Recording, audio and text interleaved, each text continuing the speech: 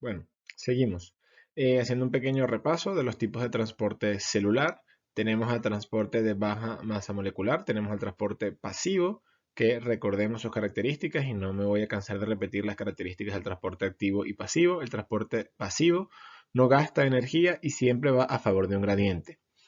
El transporte pasivo tiene la particularidad que tiene dos grandes grupos, que es la difusión simple. En el caso de la difusión simple, la molécula es capaz de disolverse a través de la bicapa y traspasarla. Es decir, debe cumplir con las características de ser hidrofóbica, no polar, de pequeño tamaño, y por todas estas características tener un coeficiente de partición alto para poder pasar a través de la membrana, además de tener un gradiente que le impulse, porque siempre va a favor de un gradiente. En el caso de la difusión facilitada, yo tengo que tener el gradiente y adicionalmente tengo que tener una proteína transportadora que haga o facilite el trabajo, de ahí el nombre, de que pueda pasar, porque por las características propias de esa molécula no es permeable a la membrana. Otra posibilidad es que en el transporte activo, ¿okay?, cumplamos con lo mismo, nuevamente una molécula que no tiene las características necesarias para disolverse a través de la membrana y poder atravesarla, pero además va en contra de su gradiente. Y en este caso entonces necesitaremos o gasto directo de ATP en el transporte activo primario o apoyarnos en el gradiente de concentración de otro soluto que pase a favor de su gradiente para poder impulsar el paso en contra del gradiente de otra sustancia. En el caso, aquí tenemos una comparación de cinéticas, ¿ok? Es lo que le comenté. Vean que siempre que hay una cinética hiperbólica saturable, estamos en presencia de un transporte que necesita una proteína transportadora, ¿ok? Y si no tenemos ningún otro dato, no tenemos cómo discernir si es facilitada o transporte activo. El resto de los datos, como el gasto energético, si van más de dos moléculas, si todas se están moviendo a favor o en contra, nos permitirán dilucidar si es transporte activo primario, si es transporte activo secundario, o si es una molécula que tiene esta cinética, pero está viajando a favor de su gradiente, será una difusión facilitada. En cambio, la difusión simple es una línea recta, ¿ok? Es una relación lineal en la cual a mayor concentración de soluto, como yo difundo y no tengo ningún obstáculo para poder difundir, mientras mayor soluto haya, mayor será la velocidad. Otro tipo de transporte mucho más ligado a lo que es el transporte de iones únicamente son los ionóforos. Son moléculas mucho más pequeñas, ¿ok?, a las que estamos acostumbrados a hablar, pero que van a servir como un enmascaramiento, que van a poder rodear a los iones, ¿ok? Ellos tienen una parte central que es permeable, o mejor dicho, que tienen la capacidad de poder interactuar con los iones, y una parte externa que es la que va a interactuar con la bicapa. Y digamos que de alguna manera el ionóforo rodea al ion para disfrazarlo y que pueda atravesar la parte apolar de la bicapa, ¿vale? Puede ser un ionóforo portador que tiene varias configuraciones espaciales, ¿ok?, en la que capta el ion y luego digamos que se sufre un cambio conformacional, se rota, para poder transportarlo desde una capa a otra, o un ionóforo que forme un canal. Vale. Ok. Y ahora vamos a entrar a los procesos de transporte de moléculas de gran tamaño. ¿Ok? La endocitosis es el proceso por el cual una molécula, una célula, capta moléculas muy grandes del medio externo. ¿Ok? ¿Cómo lo va a captar? Va a tomar parte de su membrana y va a rodear a lo que sea que quiere atrapar y va a imaginar a todo eso junto, todo ese complejo de una parte de la membrana más la molécula que quiere tomar. Entonces, la fagocitosis es muy parecido, ¿okay? Es el mismo concepto de la endocitosis.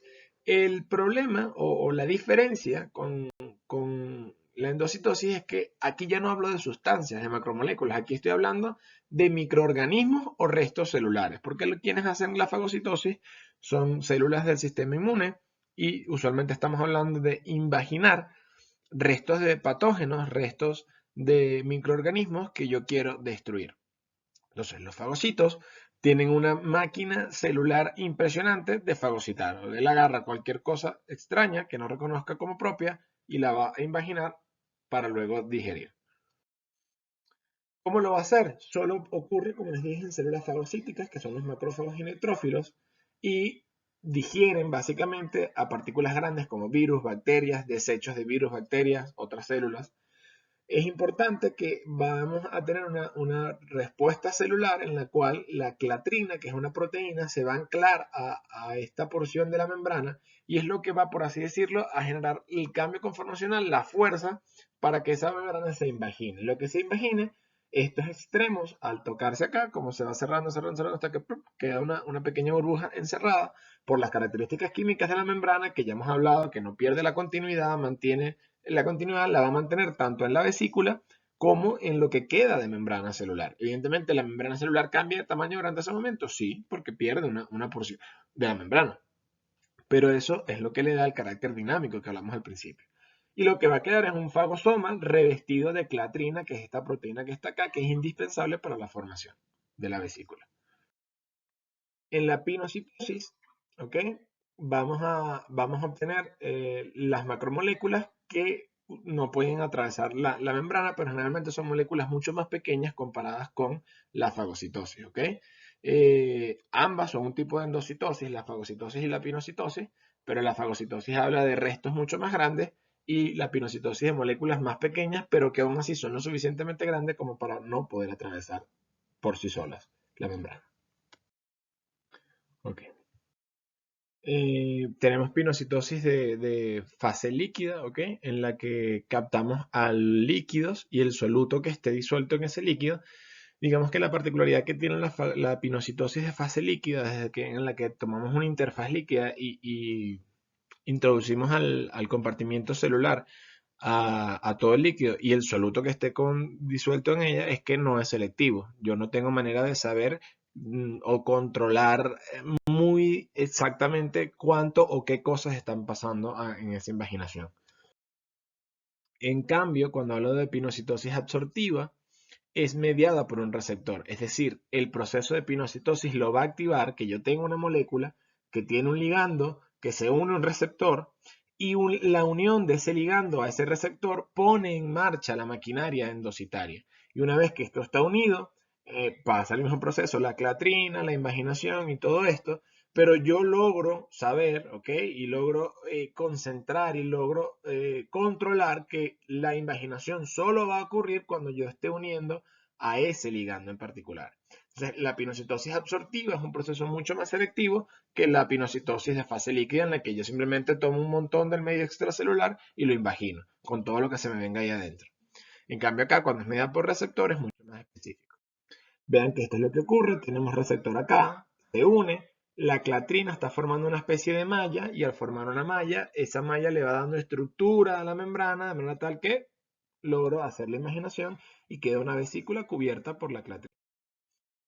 ¿Para qué es importante la clatrina? Generalmente porque eso va a servir de anclaje para que luego adentro cumpla el resto de procesos. Por ejemplo, cuando estamos hablando de fagocitosis, ¿cuál es la finalidad de que tú fagocites cosas extrañas? Que la digieras, puedas después obtener los antígenos o cosas más adelantadas. Pero el fagosoma se va a fusionar con el lisosoma formando un fagolisosoma. En el lisosoma van a haber muchas enzimas líticas que van a digerir, romper todo lo que esté allá adentro para poder degradarlo. Entonces es muy importante que puedas tener una fagocitosis efectiva y que luego puedas tener un mecanismo para formar un fagolisosoma y generar todo el proceso. En la pinocitosis vean que ocurre moléculas más pequeñas comparadas a lo que sería la molécula que está fagocitando acá. Vean el tamaño contra el tamaño de esto. Sin embargo, esto es lo suficientemente grande para no poder atravesar la membrana por sí misma.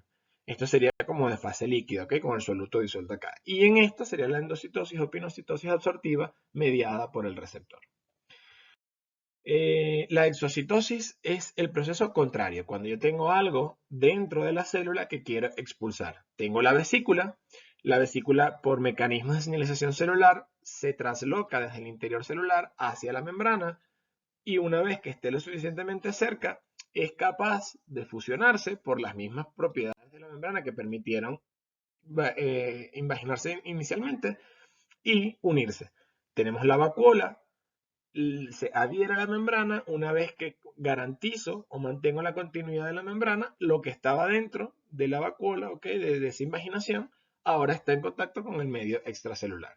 Y esa sería la exocitosis, la manera en la que la célula tiene como expulsar desechos, no solo desechos, liberar productos de secreción, neurotransmisores. Esto es muy importante porque, bueno, esta unión, esta herencia entre las vesículas tiene que darse de manera correcta para yo poder expulsar todo esto. Puede ser, como les dije, desde desechos a que la propia célula necesite expulsar algún producto que ella haya generado, como neurotransmisores, otro conjunto. Y bueno, eso fueron, hasta aquí llegamos con las clases de membranas. Espero que le haya sido provechosa. Eh, énfasis en qué necesito que repasen de todos estos videos. Por favor, repasen todos los tipos de transporte, ¿ok? De la célula. Que básicamente es lo más importante, entender que la célula es algo dinámico y que gracias a la célula podemos realizar todos estos procesos de transporte, qué cosas pasan, qué cosas no pasan, cómo identificar qué es lo que es permeable, qué es lo que es impermeable, cuando estamos en un transporte activo, cuando estamos en un transporte pasivo, cuando estamos en un transporte que amerita una proteína transportadora, ¿ok? Y bueno, gracias a entender también cómo se estructura la membrana, podremos entender más adelante cómo se dan ciertos procesos de señalización celular, de comunicación celular, etcétera, etcétera, etcétera. Que pasen muy buen día.